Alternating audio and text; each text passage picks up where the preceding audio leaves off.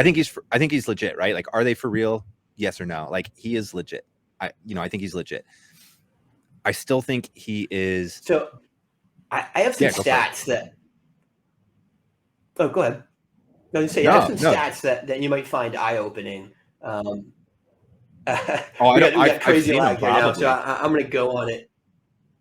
Yeah. So I did some digging. I knew he'd been playing well. I was expecting decent stats, at least above league average. But some of these are pure fire. So his his gross volume stats: 283 attempts, 207 completions, 2,199 yards. That is sixth in the NFL.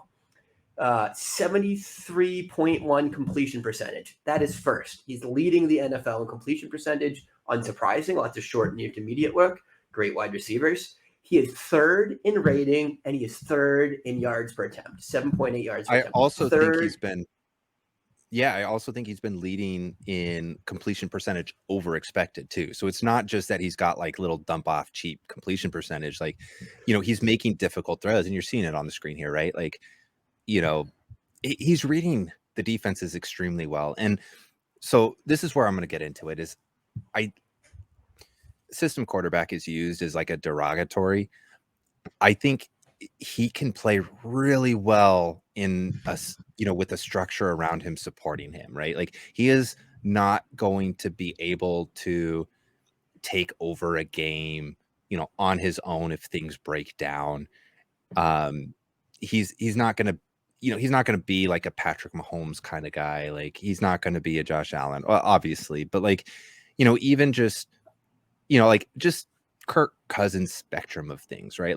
Put the system around him, teach him the system, give him good reads, let him know where he needs to kind of go, make it very prescriptive. 1, 2, 3. It's how, I think, oh goodness, I'm going to have to, I don't know if it's going to be, yeah, I know, that's beautiful. I don't know.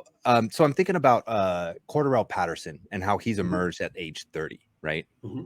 And I think it's probably Matt Waldman who, shared the stories about, how Cordarrelle, was, if you told him exactly what to do and you just kind of gave him, helped practice this play 6 times over the course of practice in a week, he was really good. But then you kind of try to rely on him in an expanded role, and he started to kind of break down a little bit. He couldn't kind of get the sort of creative aspect of the game, the improv aspect of the game, kind of the full due diligence and sort of separate himself as an elite player because of that.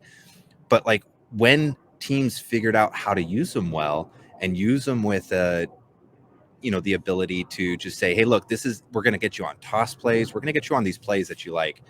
Same thing with Geno Smith. So I don't know. Do you have any thoughts on that? Yeah. And unfortunately, I was getting some lag on you too. We got a little bit of robo, Jeff, but I think I got the gist of it. And, if I understood you right, you were saying it was more of with the analogy of with Cordarrelle, it was more setting him up for success, right? Giving him a clean, well laid out path to success, right? And yeah, I mean, I'm sure that plays into what we're seeing from Geno. I mean, you can't.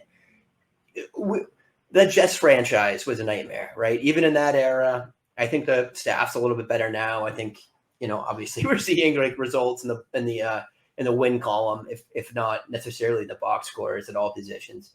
But and again, I just think with Seattle, we got to give Pete Carroll a lot of credit as a coach, because I think his structure supported Russell Wilson in a great way as Russell Wilson from a rookie and kind of growing up into an NFL quarterback. And I think Russ felt he outgrew that, and maybe he did, maybe he didn't. It's a really fascinating storyline of the NFL season. But being able to ship him out and plug in Geno Smith and give him the right structure for success, I think is part of why we're seeing this. But, not everybody would be able to take advantage of this, right? You are not going to be able to see Drew Lock take advantage of this, right? And so there's a certain subset of quarterbacks, and I'll call them the mid-range, average NFL starters, who can find themselves into a good situation like this and thrive. And I think that's what we're seeing with Geno is he's found himself into, the right fit and he's thriving. And thriving is the key word there. Like, just because he's probably got some limitations and he's not going to be a quote unquote franchise quarterback doesn't mean that you can't be a really good team, with him at the helm. And I'm a 49ers fan. I've seen it with Jimmy Garoppolo for, too many years now, but it's the same story. Like, they've made Super Bowls and NFC Championship games with a guy who's orchestrating an offense, fit for him in finding the right spot. And 49ers eventually look to upgrade that, and whether they've got a hit there or not is still to be determined, even after a couple of years.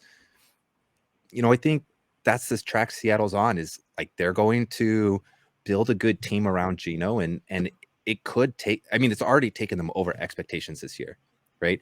And you don't reach over expectations when your quarterback play is not for real, right? So that's it. Geno was for real. Like, he's taken a team that everybody was just calling a bottom dweller, right?